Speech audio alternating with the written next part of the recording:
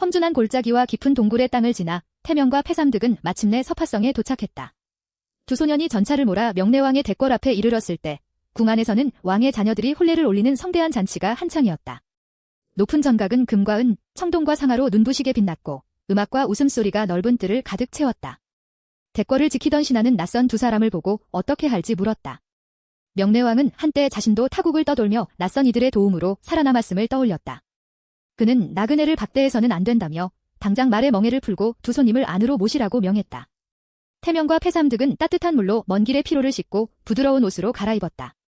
시녀들은 은대야에 맑은 물을 담아 손을 씻게 했고 향긋한 떡과 잘 구운 고기, 황금빛 잔을 가득 채운 음료를 내왔다. 명례왕은 두 소년을 귀빈으로 맞으며 말했다. 먼 길을 왔으니 우선 배불리 먹고 쉬게. 그대들이 누구인지는 그 다음에 묻겠네. 태명은 눈앞에 펼쳐진 찬란한 궁전을 바라보다 패삼득에게 조용히 감탄을 전했다. 그러나 그 말을 들은 명례왕의 얼굴에는 기쁨보다 쓸쓸함이 번졌다. 왕은 이 보물들을 얻기까지 오랜 세월 거친 바다와 낯선 땅을 헤매야 했다고 털어놓았다. 아무리 많은 재물을 모아도 전쟁터에서 돌아오지 못한 것들을 되살릴 수는 없었다. 그러던 명례왕이 가장 그리운 전우의 이름을 꺼냈다. 그 이름은 바로 오지수였다. 왕은 용맹하고 지혜로웠던 오지수가 지금 살아있는지조차 알 수 없다며 고향에 남은 아내와 아버지, 그리고 어린 아들이 얼마나 애타게 기다리겠느냐고 탄식했다. 그 순간 태명의 가슴속에 눌러두었던 그리움이 한꺼번에 터졌다. 뜨거운 눈물이 뺨을 타고 흘렀다. 태명은 자신의 슬픔을 들키지 않으려 자주색 망토를 들어 얼굴을 가렸다.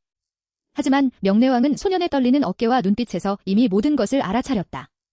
오지수의 아들이 바로 눈앞에 앉아 있었던 것이다. 태명은 마침내 망토를 내리고 자신의 이름을 밝혔다. 그리고 오래 품어온 질문을 조심스럽게 꺼냈다. 제 아버지가 살아계신지 알고 계십니까? 명례왕은 잠시 침묵한 뒤 고개를 끄덕였다. 자신이 직접 본 것은 아니지만 거짓을 말하지 않는 바다의 현자 프로테우스에게 들은 비밀이 있다고 했다. 그리고 그 기이한 만남을 처음부터 들려주기 시작했다. 오랜 항해 끝에 명례왕의 배는 파로스라는 외딴 섬에 갇혀 있었다. 바람은 불지 않았고 식량은 바닥나갔다. 신들의 노여움을 산까닭도 고향으로 돌아갈 길도 알 수 없었다. 절망이 깊어지던 어느 날 바다의 여신 에이도테아가 나타났다. 그녀는 아버지 프로테우스라면 모든 답을 알고 있지만 붙잡기가 몹시 어려울 것이라고 경고했다. 에이도테아는 비책을 알려주었다. 프로테우스는 한낮이 되면 물개떼와 함께 바다에서 올라와 모래밭에서 잠이 들었다. 그때까지 물개 가죽을 뒤집어 쓰고 숨어있다가 잠든 현자를 단단히 붙들어야 했다. 어떤 모습으로 변하더라도 절대로 손을 놓아서는 안 되었다. 다음 날 명례왕은 가장 담대한 장정 3명을 데리고 해변으로 갔다.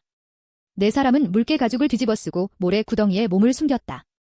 짙은 바다 냄새와 뜨거운 햇볕을 견디며 꼼짝없이 기다리자 마침내 파도가 갈라지고 프로테우스가 물개떼를 이끌고 나타났다. 늙은 현자가 모래 위에 누워 깊이 잠들자 4사람은 동시에 뛰쳐나가 그의 팔다리를 붙잡았다. 놀란 프로테우스는 곧 거대한 사자로 변했다. 날카로운 발톱이 번쩍였지만 명례왕은 놓지 않았다. 이어서 몸을 휘감는 뱀으로 사나운 표범과 성난 멧돼지로 모습을 바꾸었다.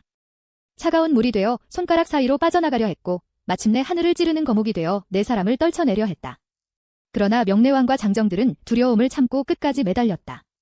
모든 변신이 소용없다는 것을 깨달은 프로테우스는 마침내 본래 모습으로 돌아왔다. 그는 명례왕에게 무엇을 알고 싶으냐고 물었다. 왕은 고향으로 돌아갈 길을 가르쳐 달라고 청했다. 프로테우스는 떠나기 전 신들에게 올려야 할 제사를 빠뜨렸기 때문에 바람이 막힌 것이라며 다시 정성을 다해 제사를 드려야 귀한 길이 열릴 것이라고 알려주었다. 명례왕은 전쟁을 마치고 돌아간 영웅들의 운명도 물었다. 프로테우스는 거친 파도 속에서 끝내 고향에 닿지 못한 아이아스의 소식을 전했다. 이어 아하낭이 가까운 이의 배신과 애기수의 매복에 걸려 궁으로 돌아온 뒤 목숨을 잃었다는 참혹한 비극도 밝혔다. 승리를 거두고도 무사히 집으로 돌아가지 못한 영웅들의 이야기에 명례왕은 깊은 슬픔에 잠겼다. 그러나 그가 가장 알고 싶은 이름은 따로 있었다. 명례왕은 떨리는 목소리로 오지수의 행방을 물었다. 프로테우스는 잠시 바다를 바라보다 뜻밖의 대답을 내놓았다. 오지수는 살아 있었다. 다만 요녀가립선이 다스리는 먼 섬에 붙잡혀 있었다. 떠날 빼도 노를 저을 사공도 없는 그는 날마다 고향 바다를 바라보며 돌아갈 날만 기다리고 있었다. 이야기를 마친 명례왕은 다시 태명을 바라보았다. 소년의 눈에는 조금 전과 다른 눈물이 고여 있었다. 이번에는 절망의 눈물이 아니었다. 아버지가 같은 하늘 아래 살아있다는 확실한 소식이 꺼져가던 희망에 불을 붙였다. 명례왕은 태명의 두 손을 굳게 잡았다. 내 아버지는 살아있다.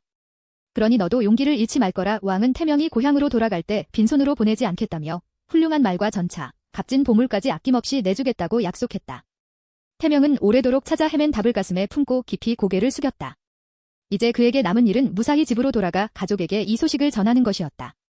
하지만 태명이 모르는 곳에서는 어두운 음모가 움직이고 있었다. 이탁도의 구원자들을 이끄는 안태호는 태명의 귀환 길을 알아냈다. 태명이 살아 돌아오면 자신들의 욕심이 무너질 것을 두려워한 그는 가장 거칠고 날랜 무사들을 골라 은밀히 해변으로 향했다. 그들은 빼앗은 검은 쾌속선에 무기와 식량을 싣고 밤바다로 나갔다. 이탁도와 삼해섬 사이에는 작고 험한 바위섬 아성도가 있었다. 안태우는 그곳의 어두운 포구에 배를 숨기고 태명의 배가 지나오기만을 기다렸다. 달빛조차 닿지 않는 검은 돛 아래에서 무사들은 숨을 죽였고 파도 사이로 차가운 긴장이 번져갔다. 한편 이탁도의 갯벌에서는 연로비 부인이 아들의 소식을 걱정하며 잠을 이루지 못하고 있었다. 태명의 귀환 길에 위험이 도사렸다는 소문까지 들은 부인은 음식을 물리고 밤새 기도했다. 지친 몸이 새벽녘에야 잠에 빠지자 지혜낭자는 안개를 모아 이원의 모습을 한 유령을 만들고 부인의 꿈속으로 보냈다. 희미한 빛 속에 나타난 이원의 형상은 연로비 부인의 손을 다정히 잡았다. 그리고 태명은 무사히 돌아오는 길이며 지혜낭자가 곁에서 지켜보고 있으니 두려움의 마음을 빼앗기지 말라고 위로했다. 연로비 부인은 남편 오지수의 소식도 알려달라고 간청했지만 유령은 아직 그 비밀까지 밝힐 수는 없다며 조용히 고개를 저었다. 말을 마친 유령은 새벽 안개처럼 흩어졌다. 잠에서 깨어난 연로비 부인의 마음에는 오랜만에 작은 평안이 찾아왔다. 그녀는 아들이 반드시 돌아올 것이라는 희망을 붙잡았다. 그러나 같은 시각 아성도 바위 그늘에는 검은 쾌속선이 파도에 흔들리고 있었다. 안태우와 무사들은 어둠 속에서 태명의 귀환을 노려보았다. 아버지가 살아있다는 희망을 품고 고향으로 향할 태명은 과연 이 살기 어린 바다의 매복을 뚫고 가족의 품으로 돌아갈 수 있을까? 그 답을 품은 채 검은 바다 위로 새벽빛이 서서히 번져갔다.